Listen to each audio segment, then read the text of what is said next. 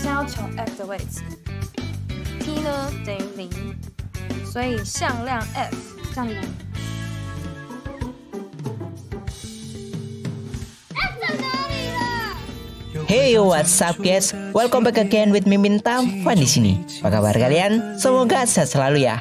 Oke, pada kesempatan kali ini gue ingin storykan sebuah film berjudul At Cafe 6, di mana untuk kisah dalam film ini akan menceritakan tentang seorang pria bernama Minlu dengan seorang kekasihnya bernama Shinrui yang harus memperjuangkan dan mempertahankan hubungan LDR mereka. Tapi jangan salah ya, walaupun referensi awal yang gue berikan ini terlihat begitu membosankan, namun di endingnya, pokoknya siapin aja tisu.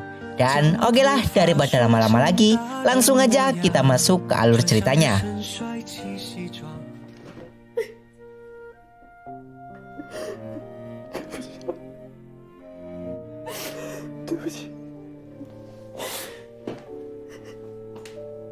Scene awal film ini dibuka dengan memperlihatkan seorang pria dewasa bernama Ji yang sedang membuang sampah. Namun ketika ia sedang membuang kantung sampah itu, ternyata ia melihat seorang wanita yang tengah kehujanan, tepat di samping mobil yang sedang mogok.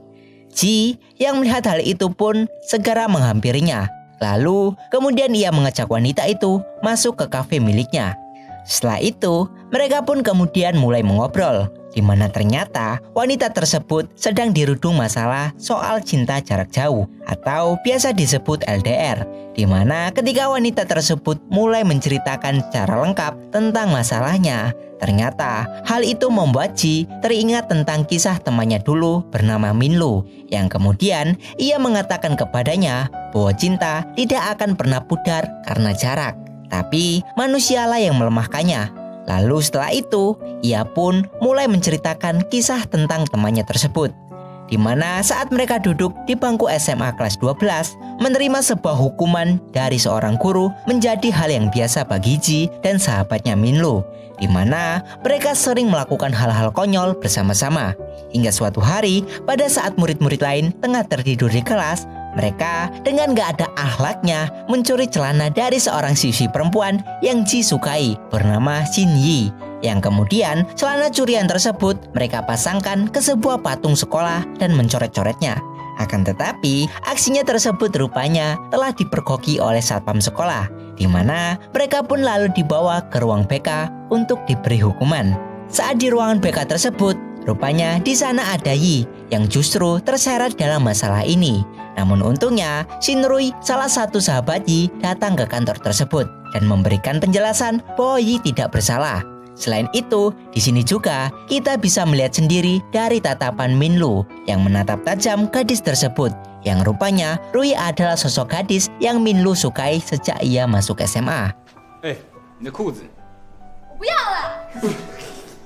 Dan pada saat pulang sekolah, Minlu yang memang menyukai gadis tersebut kemudian mencoba mengikutinya. Namun saat di tengah jalan, Rui secara tiba-tiba berhenti, di mana ia dengan nada judesnya kemudian bertanya kepada Minlu tentang kenapa ia sering mengikutinya saat pulang sekolah. Dan di sini Minlu kemudian beralasan bahwa ia akan pergi ke rumah sahabatnya Ji yang kebetulan harus lewat jalan sini. Setelah mendengar alasan itu, Rui pun pergi.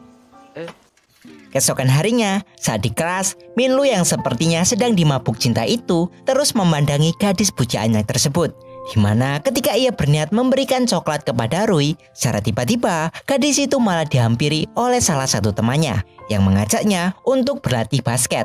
Tentu saja, setelah melihat hal itu, ia pun lalu mengurungkan niatnya. Hingga pada saat jam matematika tengah dimulai, ia yang justru sibuk melukis wajah gadis pujaannya itu tiba-tiba dijahili oleh Ji dengan mencoret hasil lukisan sahabatnya tersebut. Dan karena hal itu, terjadilah sebuah pertengkaran penuh canda, layaknya seorang anak kecil. Namun, guru matematika tersebut yang melihat kedua muridnya itu malah bercanda membuatnya marah, dan kemudian ia pun menghukum keduanya. Singkat cerita, ketika pulang sekolah, Roy yang tengah pulang mengendarai sepeda itu tiba-tiba dikagetkan dengan Minlu yang rupanya ia sengaja menunggunya di tikungan jalan untuk memberinya coklat dan sebuah kertas yang tak sempat ia berikan kepadanya. Lalu setelah memberikan semua itu, ia pun pergi begitu saja. Roy yang sekarang sendirian itu kemudian mencoba membuka kertas yang diberikan oleh Minlu, di mana ternyata isinya adalah lukisan wajahnya, yang tentu saja hal seperti ini membuatnya tersipu malu. Lalu keesokan harinya, saat Minlu bersama Ji dan juga teman-teman lain sedang bermain kartu, secara tiba-tiba Roy dan Ji datang menghampiri mereka dan menanyakan tentang permainan apa yang mereka mainkan.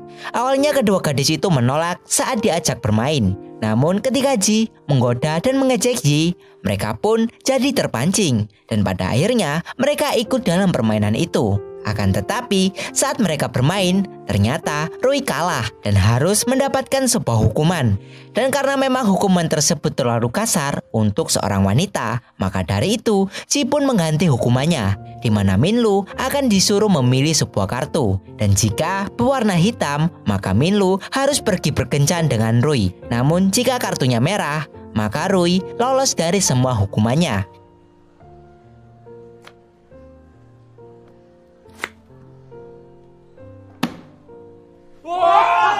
Di sini ternyata Minlu berhasil memilih kartu berwarna hitam, yang artinya mereka bisa berkencan. Yi yang tak terima dengan hukuman tersebut, kemudian ia pun memaksa untuk ikut bersama mereka dengan alasan agar menjaga sahabatnya. Dan benar saja, setelah pulang sekolah, mereka berempat pun lalu pergi ke sebuah tempat menggunakan mobil milik Ji.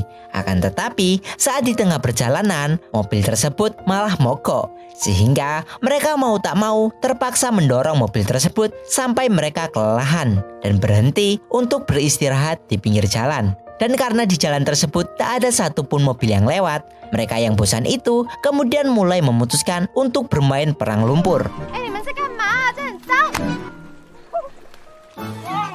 Dan ketika matahari mulai terbenam, mereka yang sudah puas bermain itu lalu kembali duduk di pinggir jalan. Ji yang paham dengan situasi romantis ini, ia pun kemudian mengajak Yi untuk pergi ke suatu tempat agar sang sahabatnya itu bisa berduaan dengan gadis pujaannya. Dan benar saja, di momen ini mereka pun mulai membahas banyak hal berkaitan tentang masa depan mereka, yang tanpa mereka sadari benih-benih cinta pun mulai tumbuh.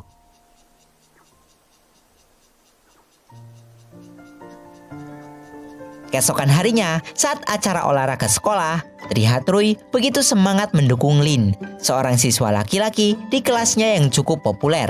Di mana karena hal itulah agak membuat Minlu sedikit cemburu kepadanya. Ji yang mendukung sahabatnya itu, ia pun kemudian menyarankan Minlu untuk menantang Lin dalam sebuah permainan biliar untuk menentukan siapa yang pantas berada di samping Roy.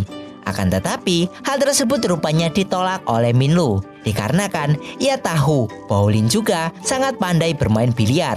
Di sini, Ji yang tak habis akal itu kemudian membuat sebuah rencana agar sahabatnya itu bisa dekat dengan wanita pujaannya, di mana ia kemudian menemui Roy dan mengatakan bahwa Minlu sudah menunggunya di sebuah pohon besar. Begitupun sebaliknya, ia juga mengatakan hal serupa kepada Minlu. Dan benar saja, dari ide kuculuknya ini, rupanya berhasil mempertemukan mereka berdua. Lalu saat Minlu dan Roy bertemu, di momen ini terjadilah sebuah kecanggungan di antara mereka berdua, yang sama-sama mengira bahwa akan mengatakan sesuatu. Dan dari sebuah momen kecanggungan yang dibuat oleh Ji, akhirnya mereka berdua pun memutuskan untuk menonton film. Lalu saat mereka pulang dari bioskop, Minlu dan Roy kemudian membuat sebuah permainan, di mana jika Minlu dapat lulus ujian sekolah dan berhasil masuk ke kampus yang sama dengannya, maka ia berjanji akan ikut bersama Minlu untuk merayakan pesta kembang api bersama. Dan keesokan harinya, saat Ji tengah menginterogasi temannya itu tentang apa yang terjadi semalam bersama Roy, secara tiba-tiba mereka dikejutkan oleh teman wanita sekelas mereka bernama Yiren, yang secara mengejutkan lewat di depan mereka dengan menggunakan sepeda. 能不能注意点其他地方？ Dan karena hal tersebutlah, seketika pembahasan mereka pun mulai berganti topik. Lalu ketika mereka sedang membicarakan warna celana dalam Yiren, tiba-tiba mereka justru mendengar teriakan suara gadis tersebut, di mana ternyata Yiren sedang digoda oleh para preman pasar. Melihat hal itu, mereka berdua pun segera berlari untuk menyelamatkannya. Dan di sini terjadilah sebuah kejar-kejaran antara mereka bertiga dengan para preman pasar tersebut.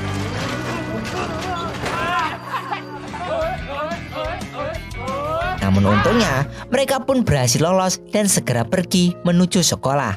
Ketika kelas mereka dimulai, rupanya di sana ada seorang murid dari perwakilan salah satu universitas di Taipei yang sedang memperkenalkan universitasnya. Namun bukannya mendengarkan, mereka berdua malah asik sendiri, di mana mereka meledek dan menantang Lin untuk bermain biliar sepulang sekolah. Lalu ketika pulang sekolah, mereka pun mulai berkumpul di bawah pohon besar. Dan sebelum mereka berangkat ke tempat biliar, Ji kemudian berniat untuk pergi dan membeli sebuah makanan, agar ketika sahabatnya itu bertanding, ia tidak kelaparan. Namun tak lama setelah Ji pergi, mereka malah mendengar suara jeritan.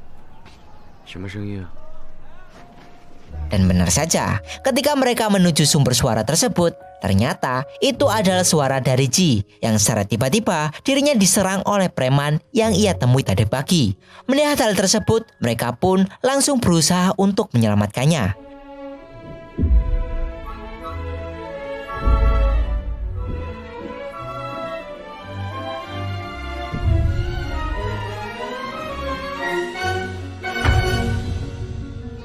Ji yang mengalami luka yang cukup parah, ia pun kemudian langsung dibawa ke rumah sakit. Sementara Minlu dan teman-teman yang lainnya ditahan di kantor polisi sampai orang tua mereka datang menjemput.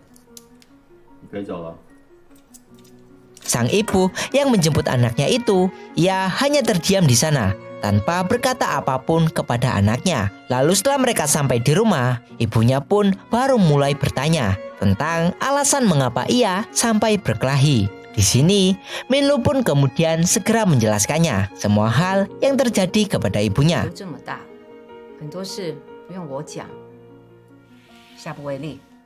Dan keesokan harinya, ia pun kemudian menjenguk sahabatnya itu yang sekarang tengah dirawat di rumah sakit. Lalu tak lama setelah kedatangan Minlu, kemudian Xingyi rupanya juga datang menjenguknya. Selain itu, Yiren juga ternyata ikut datang menjenguk Ji, karena rupanya ia juga merasa bersalah atas semua kejadian yang menimpahnya. Di sini Ji kemudian mengatakan kepadanya bahwa dirinya sudah baik-baik saja dan hanya membutuhkan istirahat dalam beberapa hari. Yiren yang mendengar hal itu membuatnya sedikit tenang, di mana ia pun segera mencucikan buah untuknya. Namun ketika Yiren keluar, Ji malah berkata kepada Minlu bahwa dirinya lebih suka ayam dan susu, yang kemudian ia pun segera membelikannya. Akan tetapi saat Minlu kembali ke rumah sakit dan hendak menuju kamar Ji, ternyata di depan kamar Ji sudah ada Yiren di sana yang sedang terduduk sambil membawa sebuah bingkisan. Ia yang melihat hal itu segera menghampirinya. Dan di sini hal yang mengejutkan pun terjadi, di mana Yiren secara mendadak mengungkapkan perasaannya kepada Minlu. Selain itu, ia juga bertanya tentang perasaannya terhadap dirinya. Dan di momen ini, dengan berat hati, Minlu lalu mengatakan bahwa ia juga menyukai Yiren, namun hanya sebagai teman sekelas. Selain itu, ia juga mengungkapkan bahwa dirinya telah mencintai seseorang, yaitu Shin Rui. Di sisi lain, tanpa mereka sadari, ternyata Rui sudah berada di belakang mereka sejak awal dan mendengar semua percakapan mereka.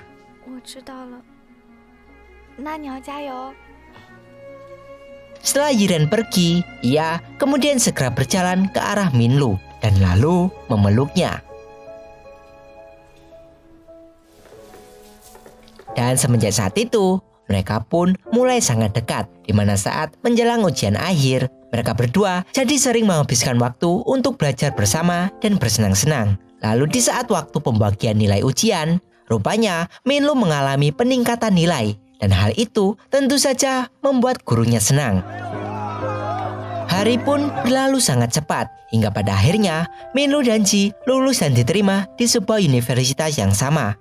Namun, hal tersebut rupanya tak membuat Minlu terlalu senang, dikarenakan dirinya tak diterima di universitas yang sama dengan Rui.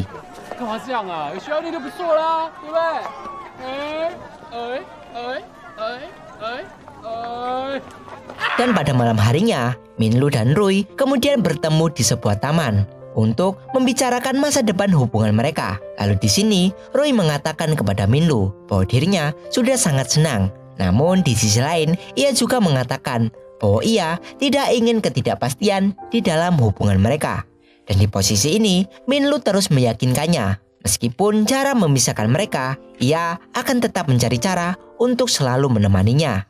你放心啦，就算我们不在同所学校。 我还是会想办法去找你的。真的啦。